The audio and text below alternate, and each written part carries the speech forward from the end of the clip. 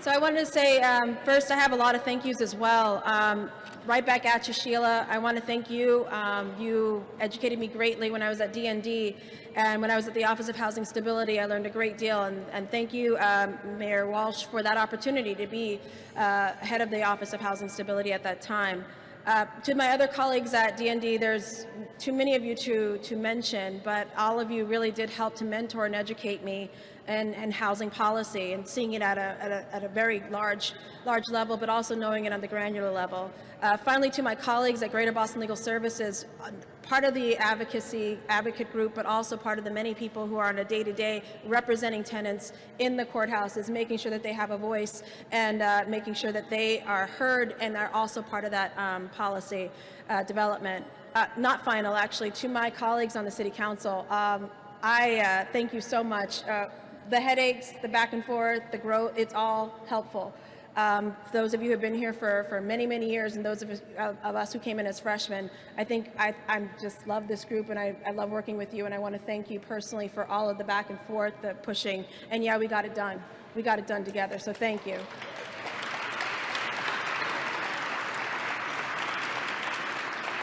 I'm genuinely thrilled to be here today as we send forward a strong piece of legislation to address our housing crisis. Housing our communities and preparing residents for economic prosperity are critical priorities for the City of Boston. As a district city councilor, I am keenly aware of the needs in our neighborhoods, especially East Boston and Charlestown, for folks to have a place to live and for our neighborhoods to grow in an equitable way.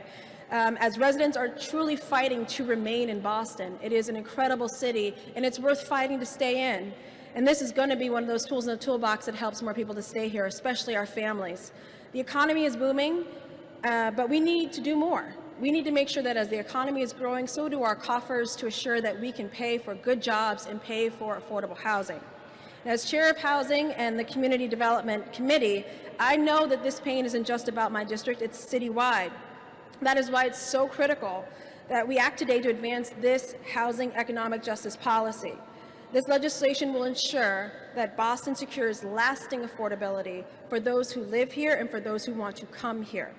Linkage and inclusionary development especially are two of the most critical tools that we have locally to promote income-restricted housing.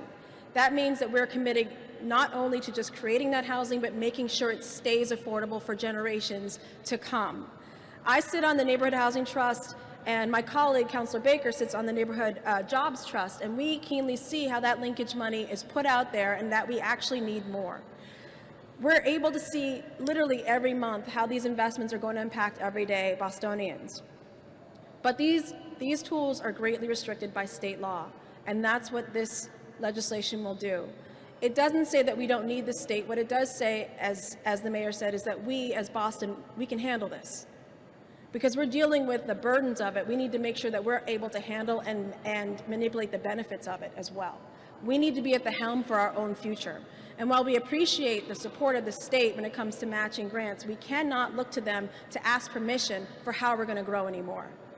We're beyond that, and this legislation recognizes that. Through collaborative discussion with the BPDA, and also we've been able to identify areas where we can assure that this legislation is also inclusive. I'm very happy that we work together to make sure that City Council has a voice and that we're checking in, but we're not holding up process. Again, we're just assuring that we're part of the conversation. The City Council fought and assured that we also had inclusionary language and also some fair housing language as well, to assure, again, that the policy went from being an executive order to continued permanent policy for affordability. You know, our federal government might be backpedaling on affordable housing, but we in Boston, we move forward. And I'm so proud to be part of that city and that conversation to make sure that we advance regardless of what happens at the federal government. So today I'm just here to incredibly grateful, incredibly proud of the city that we're in and the leadership that we're going to take. And yes, I know for a fact there are a lot of cities looking at us wondering how they too can also make sure that they can lead like Boston does. So thank you so much for this opportunity. I'm very excited, and thank you.